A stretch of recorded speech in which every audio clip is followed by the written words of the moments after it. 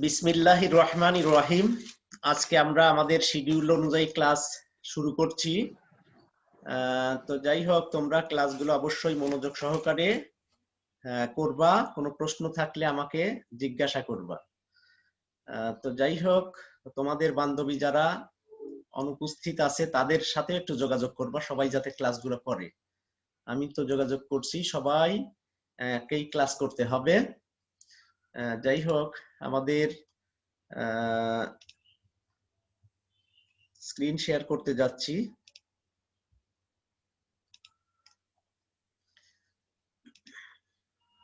গত ক্লাসে যে অ্যাসাইনমেন্ট দিয়েছিলাম এগুলো তোমরা করেছো? সবাই অ্যাসাইনমেন্ট গুলা করবা? জি স্যার। অ্যাসাইনমেন্ট করেছো কয়জন?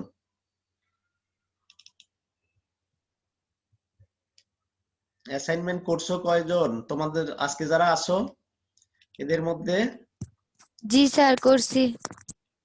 আচ্ছা, আমিও করছি। ওকে, সবাই করবা।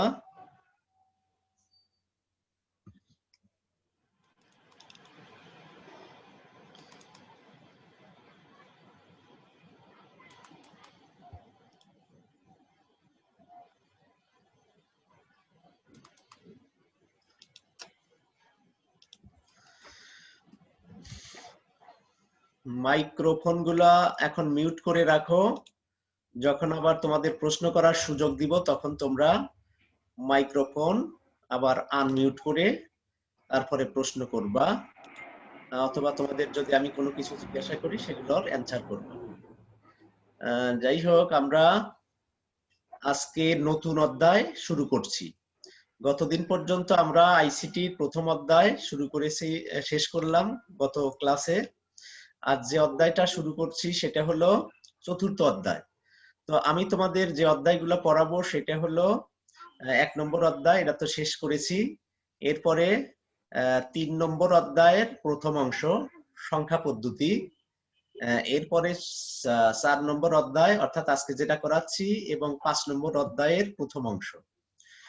আর গফুর স্যার তোমাদের পড়াবেন দ্বিতীয় অধ্যায়, নিশ্চয়ই উনি এখন দ্বিতীয় অধ্যায় করাচ্ছেন। এরপরে তৃতীয় অধ্যায়ের দ্বিতীয় অংশ, তারপরে ষষ্ঠ অধ্যায়। তো আমি তোমাদের প্রথম অধ্যায়ের পরে তৃতীয় অধ্যায় না করিয়েই চতুর্থ অধ্যায় চলে যাচ্ছি। এর কারণ হলো চতুর্থ অধ্যায়টা হলো প্র্যাকটিক্যালের সাথেও সম্পৃক্ত, এই অধ্যায় থেকে প্র্যাকটিক্যালও থাকবে। তো এই জন্য এই অধ্যায়টা অত্যন্ত গুরুত্বপূর্ণ তোমাদের কাছে, কারণ এখানে থিওরিও থাকবে, প্র্যাকটিক্যালও থাকবে। তো যেহেতু প্র্যাকটিক্যালও তোমাদের করতে হবে, ল্যাব কলেজ খুললে ল্যাবে গিয়ে করবা, তো সে কারণে এই প্র্যাকটিক্যালের যে রিলেটেড থিওরি গুলা সেগুলো ভালো মতো আগে জানতে হবে। তো সেজন্য তোমাদের এই অধ্যায়টা আগে আমি শুরু করলাম। তো দেখো, এই অধ্যায়টা তোমরা ভালো মতো শিখলে প্র্যাকটিক্যাল থিওরি দুটোই জানা হয়ে যাবে। এখন দেখো, এই অধ্যায়ের প্র্যাকটিক্যাল রিলেটেড অনেক বিষয় করার আগেই এই অধ্যায়ের বেসিক বেশ কিছু জিনিস তোমাদের জানতে হবে। তো এইগুলোই আজকে আমরা প্রথমে আলোচনা করব। তো প্রথমেই যে বিষয়টা আলোচনা করছি সেটা হচ্ছে ওয়েব পেজ। ওয়েব পেজ কি? দেখো, ইন্টারনেটের সাথে সংযুক্ত পৃথিবীর বিভিন্ন দেশের সার্ভারে সংরক্ষিত ফাইলকে ওয়েব পেজ বলে। ওয়েব পেজ সাধারণত HTML দ্বারা তৈরি করা হয়। তো HTML কি? HTML এর পূর্ণরূপ হচ্ছে হাইপার টেক্সট মার্কআপ ল্যাঙ্গুয়েজ।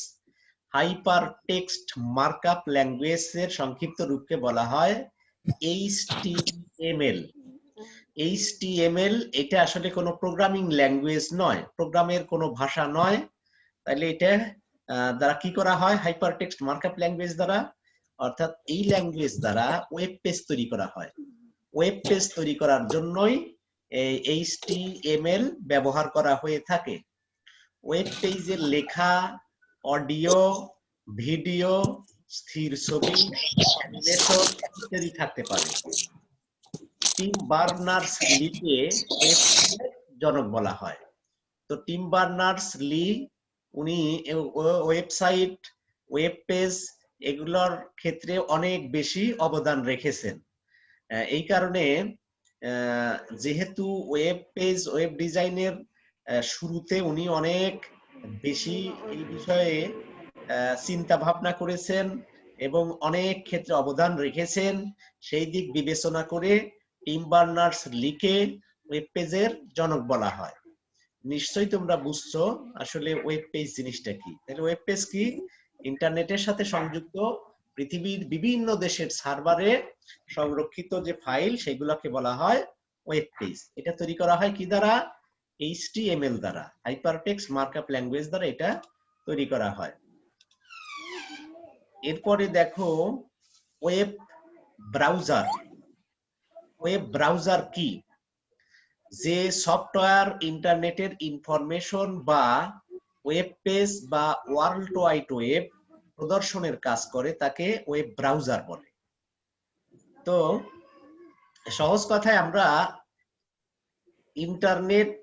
ইন্টারনেটের ভিতরে ঢুকে যে ওয়েব পেজগুলো পরিদর্শন করি, পরিভ্রমণ করি, তো সেগুলো করার জন্য যে সফটওয়্যার ব্যবহার করা হয়, অর্থাৎ ওয়েব পেজ পরিদর্শনের জন্য ব্যবহৃত সফটওয়্যারকেই বলা হয় ওয়েব ব্রাউজার। ঠিক আছে? এই কয়েকটি জনপ্রিয় ওয়েব ব্রাউজার বা ওয়েব ব্রাউজিং সফটওয়্যার হচ্ছে Google Chrome, Mozilla Firefox, internet explorer, safari, Opera, Netscape, communicator ইত্যাদি। এগুলা হলো ওয়েব ব্রাউজার সফটওয়্যার। প্রত্যেকটা ওয়েব ব্রাউজারই এখানে যেগুলো উল্লেখ করেছি আমি সবগুলোই জনপ্রিয়। তার মধ্যে সবচেয়ে বেশি জনপ্রিয় হচ্ছে গুগল ক্রোম এবং মজিলা ফায়ারফক্স। তো বেশিরভাগ ব্যবহারকারী গুগল ক্রোম এবং মজিলা ফায়ারফক্স ওয়েব ব্রাউজার গুলো ব্যবহার করে থাকে। তোমরা যারা ওয়েব ব্রাউজার ব্যবহার করে ইন্টারনেট চালাও, তো ইন্টারনেট ব্যবহার করলে তো অবশ্যই ব্রাউজার লাগে। তো তোমরা নিশ্চয়ই গুগল ক্রোম এবং মজিলা ফায়ারফক্স এর সাথে পরিচিত আছো বলে আমার বিশ্বাস। তো যাই হোক, ওয়েব ব্রাউজার সম্পর্কে তোমাদের ধারণা নিশ্চয়ই স্পষ্ট হয়েছে। এরপরে দেখো ওয়েব ব্রাউজিং।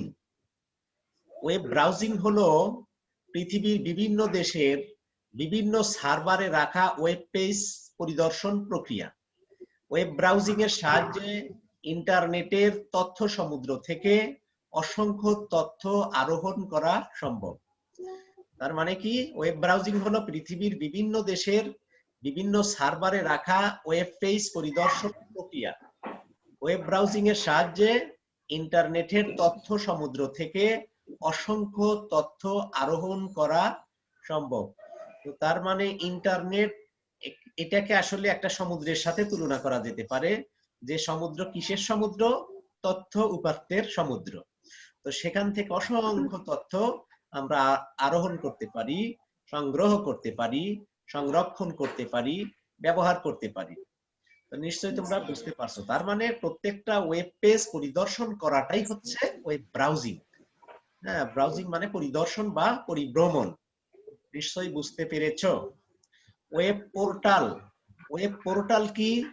ওয়েব পোর্টাল হচ্ছে এমন একটি বিশেষ ওয়েব পেজ এখানে অনেক উৎস থেকে সংগৃহীত গুরুত্বপূর্ণ তথ্য এবং লিংক সাজানো থাকে।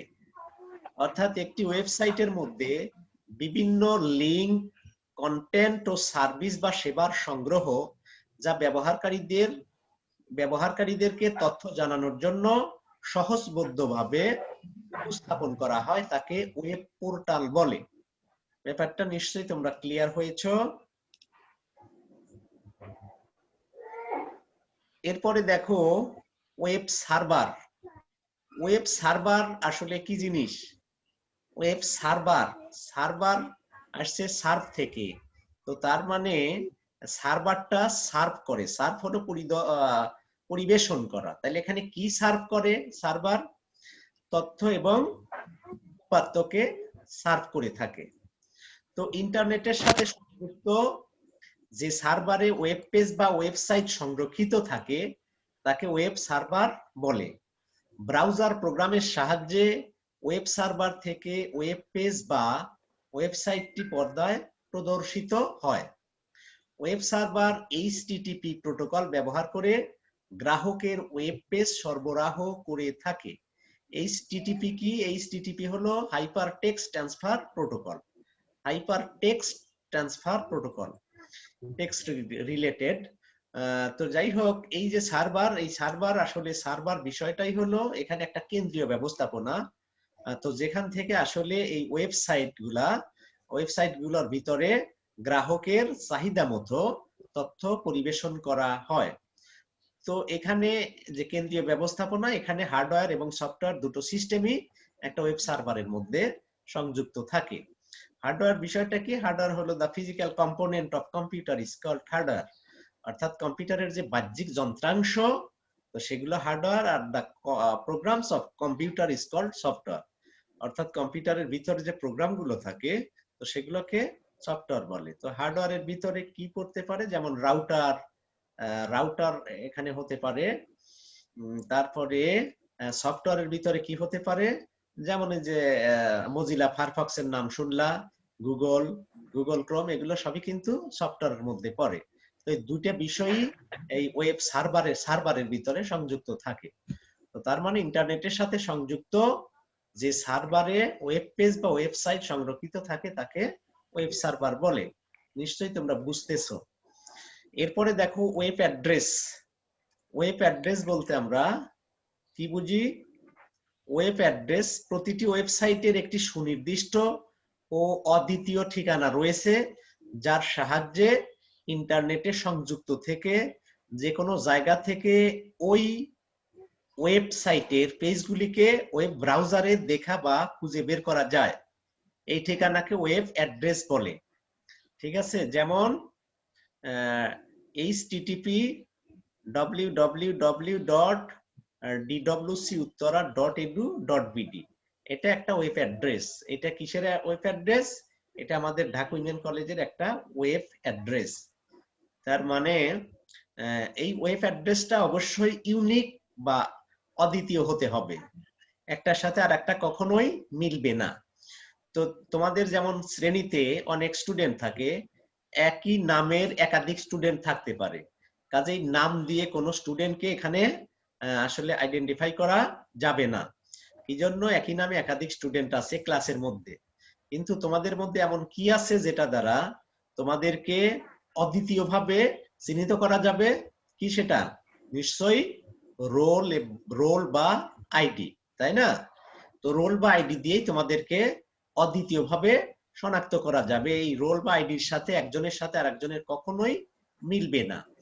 তো তেমনি ইন্টারনেট ভুবনে কম্পিউটার গুলো যে একটার সাথে আর একটা ডাটা আদান প্রদান করে, ইন্টারনেটে তথ্য আদান প্রদান করে, তো সেখানে এই যে ওয়েবসাইটের সাইট গুলো যে রয়েছে, তো সেগুলাও একটা নির্দিষ্ট ঠিকানা থাকে প্রত্যেকটা কম্পিউটারের জন্য। তো এটা একটার সাথে আর একটা যাতে মিলে না যায়, সেজন্য এগুলোকে অবশ্যই ইউনিক হতে হয়, অদ্বিতীয় হতে হয়।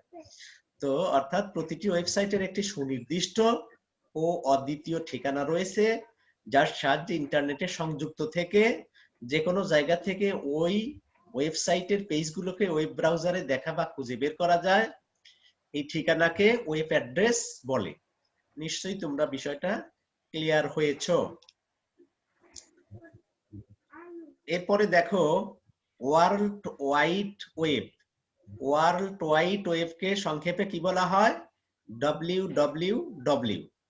একে ওয়েব নামেও অভিহিত করা হয়ে থাকে।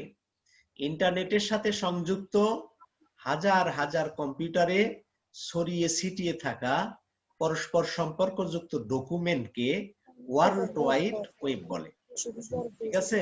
ইন্টারনেটের সাথে সংযুক্ত হাজার হাজার কম্পিউটারে ছড়িয়ে ছিটিয়ে থাকা পরস্পর সম্পর্কযুক্ত ডকুমেন্টকে ওয়ার্ল্ড ওয়াইড ওয়েব বলে, অর্থাৎ যেটাকে সংক্ষেপে আমরা কি লিখি?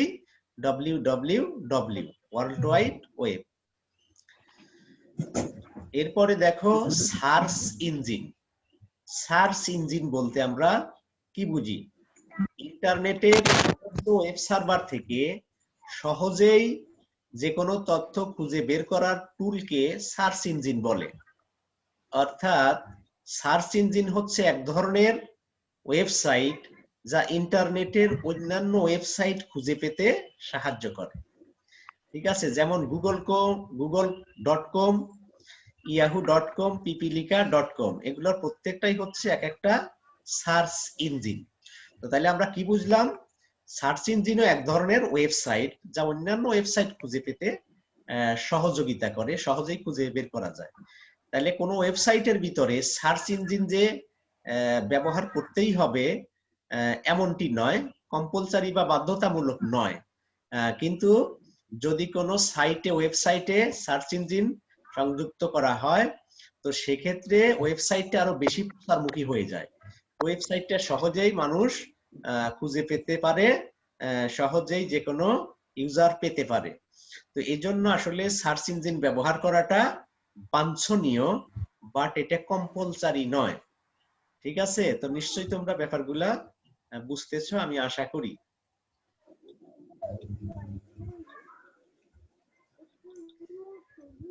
এরপর দেখো আইপি অ্যাড্রেস। আইপি অ্যাড্রেস বলতে আমরা কি বুঝি? আইপি অ্যাড্রেসের পূর্ণরূপ হলো internet protocol address. Internet protocol address, ইন্টারনেটের সাথে সংযুক্ত প্রতিটি কম্পিউটারের একটি ঠিকানা থাকে, এই ঠিকানাকে বলা হয় আইপি অ্যাড্রেস। তথ্য আদান প্রদানে সাধারণত আইপি অ্যাড্রেস ব্যবহৃত হয়ে থাকে।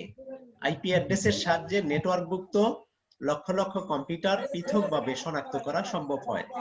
আইপি অ্যাড্রেসটা আসলে এটা সংখ্যা দিয়ে সাধারণত লেখা হয়। এটা one kind of web address. ঠিক আছে, তার মানে এটাও একটা ইউনিক অ্যাড্রেস, এটা একটার সাথে আর একটা কখনোই মিলে না, আলাদা আলাদা অ্যাড্রেস থাকে। ব্যাপারগুলো আশা করি বুঝছো। এরপরে দেখো ডোমেইন নেম। ডোমেইন নেম বলতে আমরা কি বুঝি? ডোমেইন নেম হচ্ছে ইন্টারনেটে এক বা একাধিক আইপি অ্যাড্রেসকে শনাক্তকরণের জন্য একটি অদ্বিতীয় আলফানিউমেরিক ঠিকানা। আলফানিউমেরিক ঠিকানা বলতে আমরা কি বুঝি? আলফানিউমেরিক অর্থাৎ আলফাবেটিক এবং নিউমেরিক, ক্যারেক্টার এবং নাম্বার সম্বলিত একটা ঠিকানা। তো ক্যারেক্টারের ভিতরে কি কি পড়বে? ক্যারেক্টারের ভিতরে সাধারণত অক্ষর, ইংরেজিতে এ থেকে জেড, স্মল লেটারে অথবা ক্যাপিটাল লেটারে, ছোট হাতের অর্থাৎ বড় হাতের যে কোনো অক্ষর হতে পারে, এবং এছাড়া কিছু সিম্বলও থাকতে পারে, যেমন হ্যাশ, তারপরে অ্যাস্টেরিস্ক, এই সিম্বল গুলো এখানে থাকতে পারে, @, এই সিম্বল গুলো এর মধ্যে অন্তর্ভুক্ত থাকতে পারে। তো এই অক্ষর সংক্রান্ত যে সিম্বল, তো সেগুলোকে বলা হয় ক্যারেক্টার। ঠিক আছে, আর অঙ্ক দিয়ে যেগুলো লেখা হয়, অর্থাৎ 0 থেকে 9 পর্যন্ত যে অঙ্কগুলো রয়েছে, ডিজিট রয়েছে, এগুলো ব্যবহার করে যেগুলো লেখা হয় সেগুলোকে বলা হয় নাম্বার। তো তার মানে আলফানিউমেরিকের ভিতরে দুটেই থাকবে, ক্যারেক্টার অর্থাৎ এ থেকে জেড এবং বিভিন্ন সিম্বলও থাকবে, আবার 0 থেকে 9 এই ধরনের অঙ্ক বা ডিজিট গুলোও থাকতে পারে। এই সবগুলোর সমন্বয়ে যেটা গঠিত হয় সেটাকে বলা হয় আলফানিউমেরিক। তো ডোমেইন নেম হচ্ছে ইন্টারনেটে এক বা একাধিক আইপি অ্যাড্রেসকে শনাক্তকরণের জন্য একটি অদ্বিতীয় আলফানিউমেরিক ঠিকানা। ঠিক আছে, যেমন www.google.com, এখানে google.com হচ্ছে ডোমেইন নেম। তো নিশ্চয়ই তোমরা বুঝতেছো। তো ডোমেইন নেমের ভিতরে অনেকগুলো অংশ থাকে, ঠিক আছে। তো তার মানে এখানে টপ লেভেল ডোমেইন, এটা একটা বিষয় থাকে, তারপরে সেকেন্ড লেভেল, রুট লেভেল ইত্যাদি অংশে ভাগ থাকে। ডোমেইন নেমের ভিতরে রুট লেভেল কোনটা? রুট লেভেল হচ্ছে শেষের অংশটা। আমরা যখন .com লিখি, তো এই ডট দিয়ে আসলে অংশগুলোকে ভাগ করা হয়। তো একটা ডোমেইন নেম যেমন www.dwcuttara.edu.bd, এটা একটা অ্যাড্রেস। তো এই অ্যাড্রেসটা হলো ঢাকা উইমেন কলেজের ওয়েবসাইটের অ্যাড্রেস। তো এর ভিতরে দেখো কয়েকটা নাম আছে, কয়েকটা অংশ আছে, বিশেষ করে www, এটা তো ওয়ার্ল্ড ওয়াইড ওয়েব, এটা বোঝাচ্ছে। এরপরে ডিডব্লিউসি উত্তরা দ্বারা উত্তরাটা হচ্ছে আসলে ঢাকা উইমেন কলেজের একটা নিজস্ব নাম বোঝাচ্ছে। ঠিক আছে, তো এটা দ্বারা আসলে প্রত্যেকটা ডোমেইন অর্থাৎ ওয়েবসাইট যারা যে কোম্পানি অথবা কোনো ব্যক্তি যারা করে থাকে তাদের নিজস্ব নাম, তাদের বোঝার সুবিধার্থে এই নামগুলো ইউজ করে থাকে। তো এটা হলো একটা অংশ। এছাড়া শেষের আরো একটা অংশ থাকে, সেটা সেটা কোন অংশ আসলে, সেটা রুট লেভেল, সেই লেভেলটাকে বলা হয় রুট লেভেল। আর এই যে ডিডব্লিউসি উত্তরা, এটা হলো সেকেন্ড লেভেল। ঠিক আছে, সেকেন্ড লেভেল, এটা নিজস্ব নাম। আর শেষের অংশটা এটা রুট লেভেল। রুট লেভেল থেকে আসলে বোঝা যায় যে ডোমেইনটা আসলে কোন টাইপের। তো ডোমেইনের শেষে যদি ডট অর্থাৎ ডট যদি ওআরজি থাকে, তাহলে ওআরজি তে অর্গানাইজেশন অর্থাৎ প্রতিষ্ঠান বোঝায়। এরপরে যদি ডট কম থাকে তাহলে এটা কমার্শিয়াল অর্থাৎ এটা বাণিজ্যিক প্রতিষ্ঠান বোঝায়। অথবা যদি ডট এডু থাকে, এডু দ্বারা কি বোঝায়, এডুকেশনাল শিক্ষা প্রতিষ্ঠান বোঝায়। নেট থাকলে, ডট নেট থাকলে এটা নেটওয়ার্ক প্রতিষ্ঠান বোঝায়। তো এভাবে শেষের অংশ অর্থাৎ রুট লেভেল থেকে আমরা ডোমেইনের টাইপ জানতে পারি। এছাড়া কোন কোন ওয়েব অ্যাড্রেসে আবার শেষে আরো দুটো অক্ষরের আরো একটা অংশ থাকে। যেমন আমাদের যেটা বললাম www.dwcuttara.edu, এডুতে কি বোঝাচ্ছে, এডুকেশনাল শিক্ষা প্রতিষ্ঠান। তারপরে আরো কি আছে, .bd, .bd হলো কান্ট্রি কোড। ঠিক আছে, বিডি তারা কি বোঝায়, বাংলাদেশ। তো তেমনি এক এক দেশের এক একটা নাম থাকে এবং তার ভিত্তিতে শেষের যে দুটো অক্ষর, ওই দুটো অক্ষর দ্বারা নির্দিষ্ট করা হয়।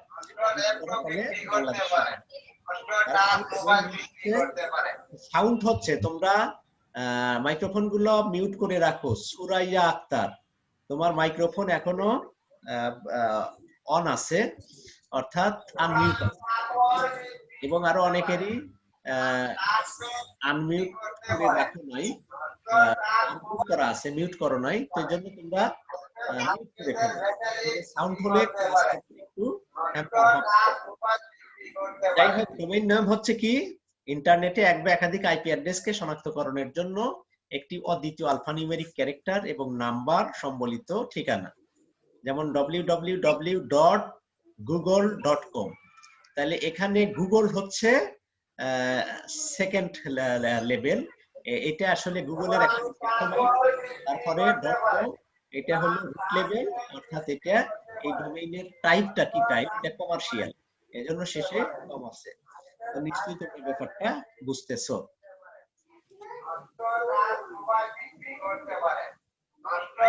সাউন্ড হচ্ছে, তোমাদের বারবার বলছি যারা মিউট করো নাই এখন মিউট করে দাও।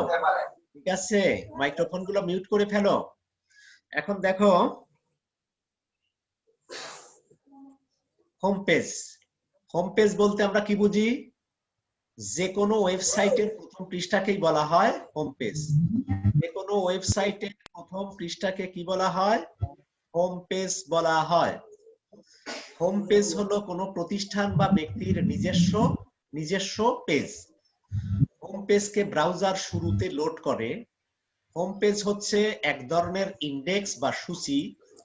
হোম পেজের মাধ্যমে ওয়েবে তথ্য পাবলিশ করা হয় এবং হোম পেজটি হচ্ছে ওয়েবে প্রবেশের মূল প্ল্যাটফর্ম। ঠিক আছে, তো তার মানে নিশ্চয়ই তোমরা বুঝতেছো। তো তার মানে হোম পেজটা হলো আসলে একটা সূচিপত্রের মতো। তো একটা বইয়ের শুরুতে কি থাকে, একটা ইন্ডেক্স বা সূচির জন্য পৃষ্ঠা থাকে না, তো সেই পৃষ্ঠা থেকে বোঝা যায় বইয়ের ভিতরে আসলে কি কি বিষয় অন্তর্ভুক্ত আছে। তো তেমনি কোনো ওয়েবসাইটের যে শুরুর পেজটা, তো সেই পেজটাকে কি বলা হয়, হোম পেজ বলা হয়। হোম পেজ থেকে আসলে ওই ওয়েবসাইটের ভিতরে কি জাতীয় ইনফরমেশন দেয়া আছে সেগুলো সম্পর্কে আমরা ধারণা পেতে পারি। এজন্য হোম পেজকে কি বলা হয়, ওয়েব পেজের একটা প্রবেশের মূল প্ল্যাটফর্ম হিসেবে এটাকে অভিহিত করা হয়। তো নিশ্চয়ই তোমরা বুঝতে পেরেছো। এরপরে দেখো ওয়েবসাইট। তো আসলে আমরা ওয়েবসাইটকে কেন্দ্র করে এত কিছু আলোচনা করছি। তো ওয়েবসাইট আসলে কি, ইন্টারনেটের সাথে সংযুক্ত কোনো কম্পিউটারের বরাদ্দকৃত স্পেস বা লোকেশন যাতে এক বা একাধিক ওয়েব পেজ সংরক্ষণ করে রাখা যায় তাকে ওয়েবসাইট বলে। একাধিক ওয়েব পেজের সমন্বয়ে একটি ওয়েবসাইট তৈরি করা হয়। তার মানে ইন্টারনেট তো একটা বিশাল ভুবন, এটা তথ্যের সমুদ্রের মতো বিশাল জায়গা নিয়ে আসলে ইন্টারনেট। তো এই ইন্টারনেটের বিশাল জায়গা থেকে নির্দিষ্ট পরিমাণ জায়গা ভাড়া নিয়ে ব্যবহার করা এবং সবাইকে ব্যবহারের সুযোগ করে দেওয়ার ব্যবস্থাটাই হচ্ছে ওয়েবসাইট। ওয়েবসাইট তার মানে তোমাদের যদি আমি এভাবে একটা উদাহরণ দিই, মনে করো তোমার বাসা ঢাকা উত্তরার 7 নম্বর সেক্টরে, কথার কথা। তো 7 নম্বর সেক্টরে যদি তোমার বাসা হয়, তো সেক্ষেত্রে তোমার নিশ্চয়ই একটা হাউস থাকবে, একটা বাড়ি থাকবে। তো সেই হাউসের ভিতরে অনেকগুলো রুম থাকবে, তো সেগুলো তোমরা ব্যবহার করবা। তো এই যে এভাবে অনেকগুলা বাড়ি আছে উত্তরা 7 নম্বর সেক্টরে এবং সবগুলো সেক্টরে। তো এই প্রত্যেকটা বাড়িকে আমরা কি হিসেবে অভিহিত করতে পারি? ওয়েবসাইট। আর তাহলে সবগুলো বাড়ি যে উত্তরাতে আছে এগুলোকে সবগুলোকে একসাথে কি বলা হবে? ইন্টারনেট বলা হয়। অর্থাৎ এই যে 7 নম্বর সেক্টরের অনেকগুলো বাড়ি থেকে তুমি নির্দিষ্ট একটা বাড়ি ভাড়া করে ব্যবহার করছো প্রতি মাসে অথবা প্রতি বছরে, যেভাবেই কন্ট্যাক্ট করে ইয়া করো না কেন, তো সেগুলো ভাড়ার বিনিময়ে তোমরা সেগুলোকে ব্যবহার করো। তো এই যে নির্দিষ্ট পরিমাণে জায়গা ব্যবহার করছো, এইটাই আসলে ওয়ান কাইন্ড অফ ওয়েবসাইট। তার মানে ইন্টারনেটের সাথে সংযুক্ত কোনো কম্পিউটারের বরাদ্দকৃত স্পেস বা লোকেশন যাতে এক বা একাধিক ওয়েব পেজ সংরক্ষণ করে রাখা যায় তাকে ওয়েবসাইট বলে। একাধিক ওয়েব পেজের সমন্বয়ে একটি ওয়েবসাইট তৈরি করা হয়। তো এখানে ওয়েব পেজ আর ওয়েবসাইট, তো এটা সম্পর্কে আসলে তাহলে মূল পার্থক্যটা কি কেউ বলতে পারো? ওয়েবসাইট এবং ওয়েব পেজ এই দুইটার মূল পার্থক্যটা কি? সুরাইয়া, জান্নাতুল ফেরদৌস, মৌসুমী, কি বলবা? ওয়েব পেজ এবং ওয়েবসাইট এর মধ্যে মূল পার্থক্যটা কি? সবাই লক্ষ্য করো, এই দুইটার মধ্যে মূল যে পার্থক্য সেটা হচ্ছে একটা পেজ বলা হয় ওয়েব পেজ বলা হয়, আর সবগুলো পেজ নিয়ে ওয়েবসাইট গঠিত হয়। তোমাদের যদি এভাবে উদাহরণ দেয়া যায়, একটা বইতে যেমন অনেকগুলো পৃষ্ঠা থাকে তাই না, অনেকগুলো পৃষ্ঠা বা অনেকগুলো পেজ থাকে, সবগুলো পৃষ্ঠাকে একসাথে কি বলা হয়? বই বলা হয়। তো তার মানে একটা বই যদি একটা ওয়েবসাইট হয়, এই ওয়েবসাইট বইয়ের প্রত্যেকটা পৃষ্ঠাকে আমরা ওয়েব পেজ হিসেবে বিবেচনা করতে পারি। আর লক্ষ্য করো তোমরা, ওয়েব পেজ কে ওয়েবসাইট বলা যায় কিন্তু ওয়েবসাইট কে ওয়েব পেজ বলা যায়। যেমন তোমাদের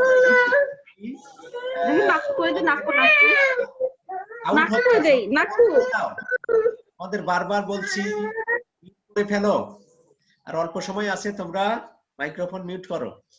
তো যাই হোক, তোমাদের যদি বলি যে তোমাদের 150 নম্বর পৃষ্ঠা থেকে আমি একটা টেস্ট নিব, তো সেখানে তোমরা যদি পড়া শুরু করো, যদি কেউ জিজ্ঞাসা করে তুমি কি পড়ছো, তো তুমি কি বলো যে আমি পৃষ্ঠা পড়ছি বা পেজ পড়ছি নাকি বই পড়ছি? কোনটা বলো তোমরা? নিশ্চয়ই বলো বই পড়ছি, তাই না? অথচ তোমরা পড়ছো তো একটা পৃষ্ঠা। তো তার মানে এই যে এখানে পড়ছো পৃষ্ঠা বা পেজ কিন্তু বলতেছো বই। তো তার মানে পৃষ্ঠাকে বই বলা যায় কিন্তু বইকে কোনো পৃষ্ঠা বলা যায় না। এজন্য ওয়েবসাইটের ক্ষেত্রে এরকম একটা ওয়েব পেজকে ওয়েবসাইট বলা যায় কিন্তু ওয়েবসাইটকে ওয়েব পেজ বলা যায় না। আশা করি তোমরা বিষয়টা বুঝতে পেরেছো।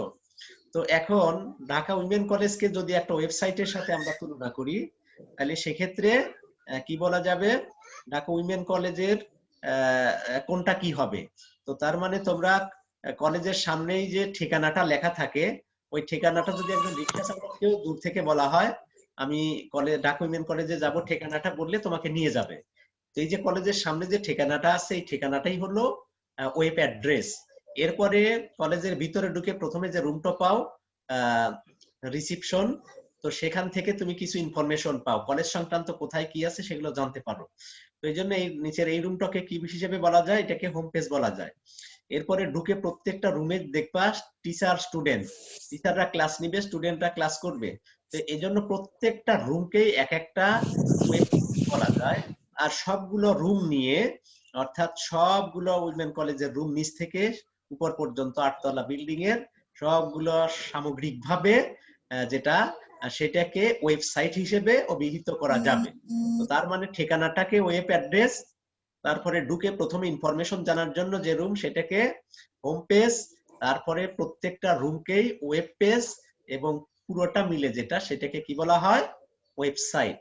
তো নিশ্চয়ই তোমরা এই উদাহরণ থেকে আসলে website, web page, home page এগুলো সম্পর্কে পুরো ধারণা পেয়েছো বলে আমি বিশ্বাস করি। তো এখন বলো, তোমাদের কারো কোনো প্রশ্ন আছে কি না? যতটুকু পড়ালাম এর মধ্যে কারো কোনো প্রশ্ন থাকলে তোমরা বলতে পারো। কারো কোনো প্রশ্ন আছে? কারো কোনো প্রশ্ন নেই মনে হচ্ছে। আচ্ছা, যাই হোক, তোমরা আরো একটু ওয়েট করো। নামগুলো আবার একটু প্রেজেন্ট দিবা যারা এখনো দাও নাই। আর তোমরা ভিডিওগুলো আবার একটু অন করে ফেলো। অনেকেই ক্লোজ করেছো, ভিডিওগুলো অন করে ফেলো। যারা এখনো নাম প্রেজেন্ট দাও নাই তারা নাম প্রেজেন্ট দিবা। তার 312। 312? হ্যাঁ, কেউ এখনো বের হবা না এখনই। 312, 3003, হ্যাঁ 3007, 3019, 3007, 3003, 3003, জি 3006, 3029, 3029, আর কে? 3031, 3031, আর কে? ভিডিও অন করো। 3031, আর কে? আর কেউ আছো? মনে হয় সবাই দিয়েছো। তো যাই হোক, তোমরা ক্লাস করার সময় ভিডিওগুলো অবশ্যই অন করে রাখবা, তাহলে আমি বুঝবো যে তোমরা মনোযোগ সহকারে ক্লাসগুলো করছো কিনা। আর যদি ভিডিও অফ করে রাখো তোমরা আসলে ক্লাসে মনোযোগী কিনা এটা বোঝা যেমন দুষ্কর। এই কারণে তোমরা ভিডিওগুলো অন করেই ক্লাস করার চেষ্টা করবে, ঠিক আছে? ভিডিও অন করে ক্লাস করবা, এই হলো কথা। তো তাহলে আজকে আমরা এই পর্যন্তই। যদি কারো কোনো এখনো প্রশ্ন থাকে 1-2 মিনিটের মধ্যে করতে পারো। কারো প্রশ্ন আছে? আচ্ছা, কারো কোনো প্রশ্ন নেই। আচ্ছা, যাই হোক, তাহলে আমরা এখানেই শেষ করব আজকে। তো সবাই ভালো থাকো, সুস্থ থাকো, সুন্দর থাকো, এই আশাবাদ ব্যক্ত করে আমি আজকের ক্লাস এখানেই শেষ করছি। ওকে, আসসালামু আলাইকুম স্যার। ওয়ালাইকুম আসসালাম। আসসালামু আলাইকুম স্যার। ওয়ালাইকুম আসসালাম ওয়া রাহমাতুল্লাহ। আসসালামু আলাইকুম। ওয়ালাইকুম আসসালাম।